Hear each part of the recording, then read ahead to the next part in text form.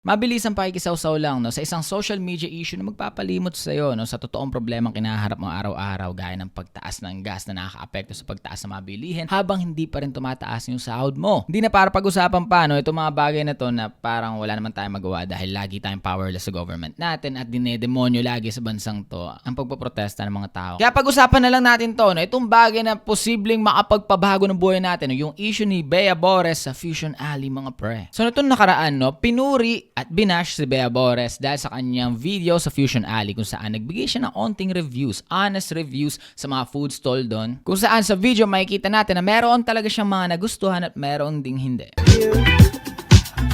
Honest reviews? Nope. I'm sorry, I don't like it. And you know what? My standard sa food is very mababa. So, it's a no for me. Sarah! At Sarah. Kuwan mo na lang sili. Ay, ang sarap. Ang crispy. At dito nagmumula yung pagtatalo ng mga tao. No? Merong punto yung mga tao na sinasabi, diyan nakilala si Bea Bores no, sa pagiging honest niya. At kung naging honest siya tungkol sa isang produkto na hindi niya nagustuhan, di ba? Napakaganda nito. Hindi gaya ng mga vloggers dyan no, na lahat na lang masarap kasi bayad sila. At meron din namang ilang mga punto na valid din naman gaya ng ito yung mga small businesses no, na inilalaban ang kanilang kabuhayan. At kung kaya mag-build ng mga influencers ng brand no, through their honest reviews dahil nagustuhan nila ang isang bagay, posible rin ikadurog ng isang small business. Ito ang honesty ng mga influencers na to. No? So it's a double-edged sword pre. So ano nga ba reaction ko dito? No? Actually, request lang naman to ng follower natin. No? Mag-comment ka nga kay Bea. Gusto ko malaman kung anong inside mo. Yung harap-harapan niya sinabi na hindi masarap kasi pwede niya naman sabihin in a nicer way kasi nga food is subjective. Maybe you can make a video on this matter kasi ikaw talaga yung may tunay na support sa small business. Well, bilang isang tao no, na may experience na sa pagpapaangat ng isang brand at yeah, may na-damage na tayo isang brand dati. No, na sa totoo lang, isa sa mga pinagsisiyan ko. Sa mga hindi nakakaalam, no, meron akong napaangat ng mga small brands. Diba, iba, sakto lang. Yung iba, very significant. No? Gaya na nagawa natin sa Mami Sense Chicharon Bagnet, ang pinakamasarap na nagbebenta ng flavored bagnet, mga preno na available pa rin pala sa Shopee. Oh my God. Check nyo na lang sa comment section.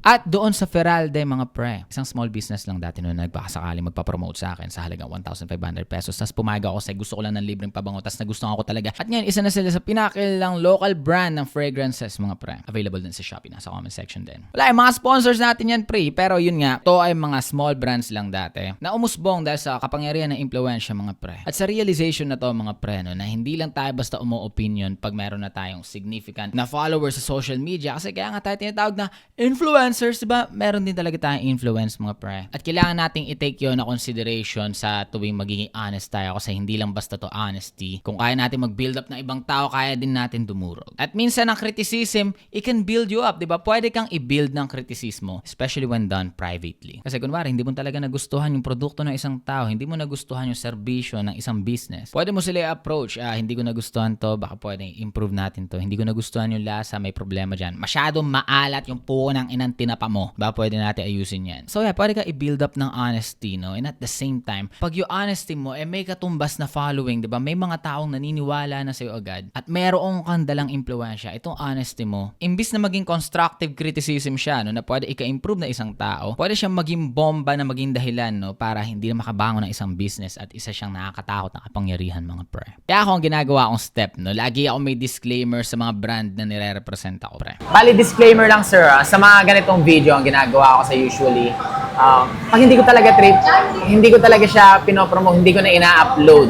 Ang reason ko doon is, syempre, kaysa naman maging honest nga ako tapos maraming makakita, posible pa akong makasira ng business. Tama. Ano na lang, private, constructive criticism. Pero, pag nagustuhan naman natin, kung nakikita nyo to ngayon, ibig sabihin, pasado siya, di ba? Tapos doon na lang ako tatanggap ng kung anong ino-offer mo sa chat mo sa akin. Pero kung hindi naman, kahit bigyan mo lang ako pang gas pa uwi. Pag hindi ko talaga gusto, hindi ko na lang talaga i-upload, no? Hindi ko yan ilalagay sa mundo ng internet. Sasabihin ko sa'yo, harap-harapan kung ano yung pwede mong i-improve, pero bibigyan din kita ng pagkakataon na, alam mo yon, i-improve yung business mo in private, no? Baka sakaling mailaban mo pa. Kasi, syempre, may mga businesses na rin ako na-handle, tol. No? At hindi siya madali ilaban talaga, no? Ang dami mong kompetensya, tapos may vlogger pa na lalapit sa'yo, di ba? Tapos ipapublic yung mga faults mo.